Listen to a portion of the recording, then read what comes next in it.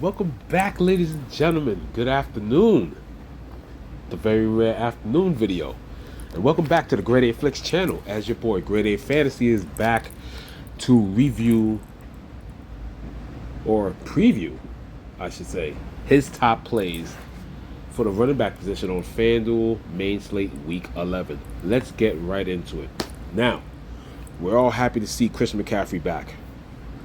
He looked good, looked healthy, looked strong. I faded him last week in the 20 max. I thought he was going to be more of a cap.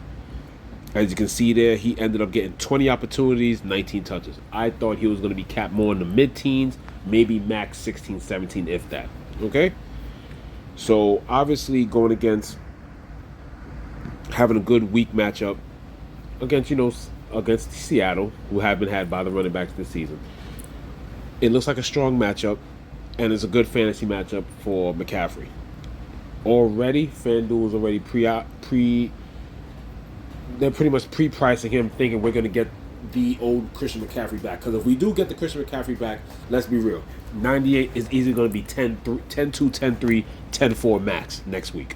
But here's the thing of why I will have another week of being light on McCaffrey. I want McCaffrey this week. I think he's a great cash play. I think he's a great GPP play. But if he has a week like this, let's just say all you do is add the touchdown. For 9,800, he barely gets to his floor for 9,800. Remember, 9,800, you're basically sniffing 10,000, five-figure salary player. So the reason why he's on my top plays, but he's not my favorite running back, I'm going to skip right down and say, even though, yes, and Kyron has a good match against New England. Like I said, it's been all year New England, even with a barely movable offense week one in Cincinnati with all the injuries. Zach Moss pretty much got there. Needed a lot of opportunities, but Zach Moss pretty much got there for his salary that week one, and then it's been ongoing ever since. So I love Kyron in that matchup. Plus, Kyron could destroy them through the air as well. But my top two running backs are the fourth and fifth price running backs in Bijan Robinson and Devon A-Chain. With that opportunity. So sorry about that. Back into the video. But yeah, with the volume of Bijan Robinson, the volume, and yes, less and less, we're starting to see a little bit less of Tyler Algier, but his volume and his running and the rushing attempts are there. And then, of course, with the 2 touchdowns. Now, you see, that's the kind of week you need McCaffrey to do. Bijan did that being 86, and they were 86, 85 last week, if I'm not mistaken, and he's still not 9,000 yet. They still got him at 89. So you need that kind of week. Also, with Devon A-Chain, I love A-Chain because, yes, now those numbers aren't the same, but the opportunities are there, and you can see the boom factor is there as well.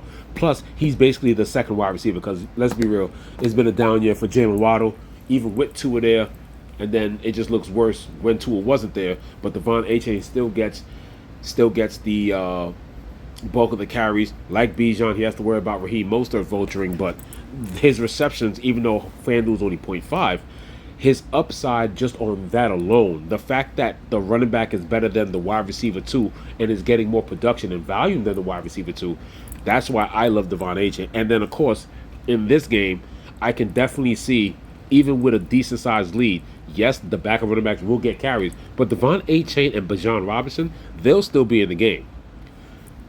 If I'm not mistaken, as of right now, the San Francisco 49ers, if I'm not mistaken, I think are about, I'm going to take a guess and say maybe, I don't know, 6.5, 6-point favorites, or they're probably bigger favorites than that. But nevertheless, like, if that game gets out of hand, McCaffrey's not seeing that fourth quarter. You will definitely see Jordan Mason. You'll definitely see Debo in the field. Purdy will be there. Kittle will be there. Jawan Jennings will be there. Gurriendo will probably get some touches. But if that lead is huge, as the books think it will be, then yeah, you're not seeing CMC in the fourth quarter at all. So I'm just saying, I think his upside is slightly limited.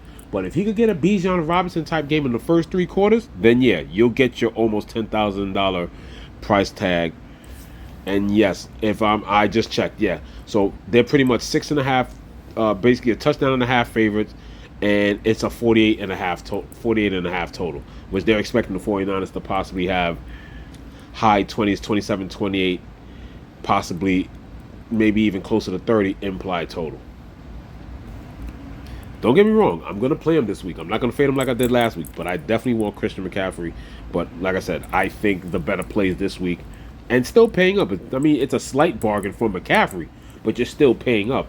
In 8,900 Bijan, 8,700 Devon A. Chain. I can still see people getting to Brees Hall at 8,500, but because of everything around him, then if you skip Jonathan Taylor, you got Jahmyr Gibbs. I think people are gonna still love Kamara in that volume, even though I think Cleveland's a better matchup. You still got David Montgomery, and you got Kareem Hunt. With everything around him, Jonathan Taylor might come in lower owned. I definitely like him against the Jets. Jets run defense. Jets run defense is not what it has been the past 2-3 years. 8,400. I love that. Jahmyr Gibbs definitely look like he could go off against Jacksonville. You could definitely look at both Sonic and Knuckles as top plays. I like them both, 81 and 8,300 against a soft Jacksonville defense. Kareem Hunt just going to get all the volume. He's just going to be the man until Isaac Pacheco comes back.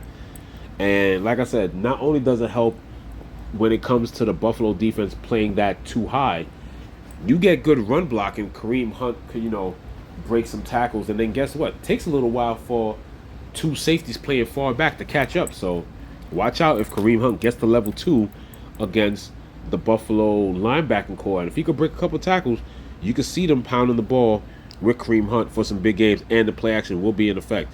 As you can see, besides 14 carries against Denver, 27 carries, 21 carries, 28 carries, 27 carries. And ever since he started playing, all but 2 games, Kareem Hunt has a touchdown. As we keep going, my next top plays, I think this also could be a nice GPP play.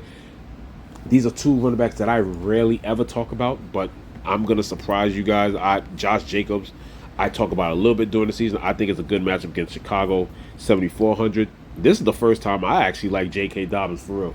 All that those chalk days of J.K. Dobbins, I was definitely under the field. There was a ton of weeks I've done faded J.K. Dobbins. I didn't get J.K. Dobbins in the beginning of the season when he was looking really good, but against Cincinnati, sometimes you can't go by based off this opponent rank on FanDuel.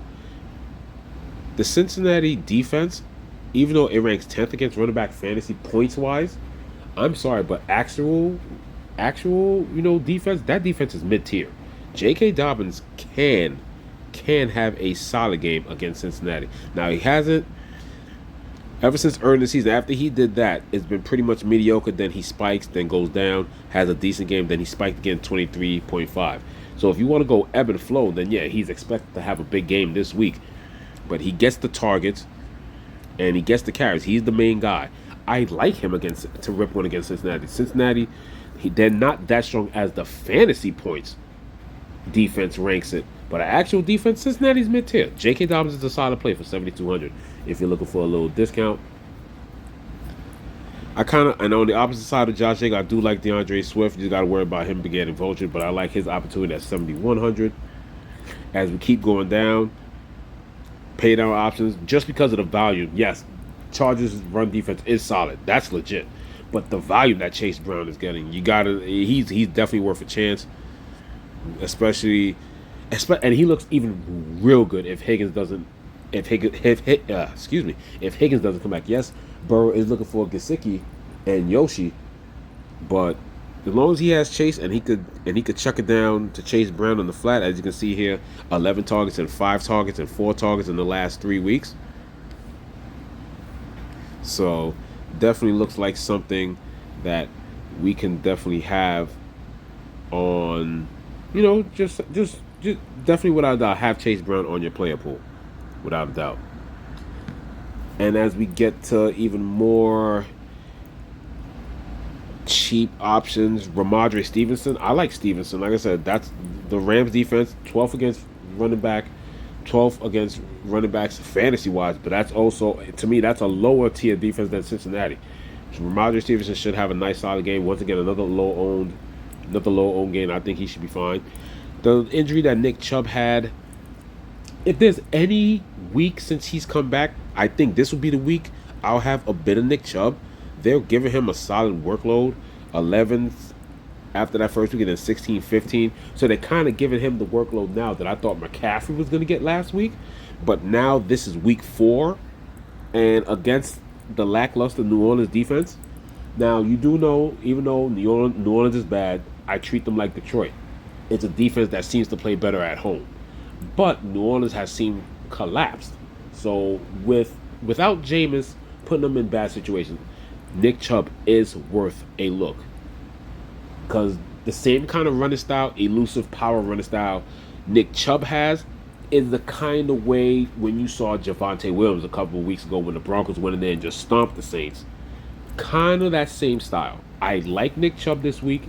I don't think it's bad to have a few pieces of him, especially someone that could blow up at 62. At 62, you would not be mad if Nick Chubb gives you a 15 to 18. You won't. You won't. You'll be fine if he gives you 13 to 15 because he done at least 2.3, 2.4x his salary. And as we keep going down, as usual, you always got to go to Tyler Algier for the vulturing, of course. But if he's out, that just makes Bijan look a whole lot better. You want to throw a dart throw. I like Miami's defense. It's another one of those defenses that I like at home, better on the road. I like Alexander Madison. There's not a lot of value this week, so literally the only two guys that I can throw at you that's in the 5,000s for running backs is Alexander Madison because of the volume that he gets, and he's the man basically there. I mean, Zamir White is pretty much out of the picture. It's just that if Miami, rocks them early, Alexander Madison is pretty much out of the picture. And then, of course, out of nowhere, why you see Javonte Williams so low at 5,500? Because this is a rebuilding year, and the Broncos need to see what they have for the future. And Audric Estime, all of a sudden, went from barely anything and getting looks here, looks there, and the coach talk about him getting extra carries here and there. It came true because 14 for 53. And then what did that do to Javonte Williams last week? Yes, it was a tough matchup against Casey, but he only got 1 carry and then only got 2 targets. So for you to drastically drop like that, it seems like it's time that he wants to give Audric Estime at least this middle part of the season to see what he has here. And that's basically the lowest you can possibly go that makes sense without throwing some blind shit at the wall and without some injury news pop up. Audric Estime is actually the lowest guy, and even he's a risk. So you just don't know.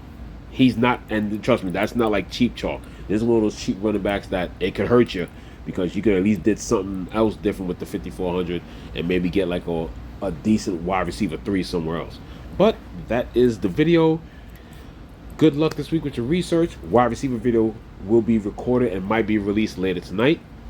Good luck, everyone. This is Grade A Fantasy, signing off.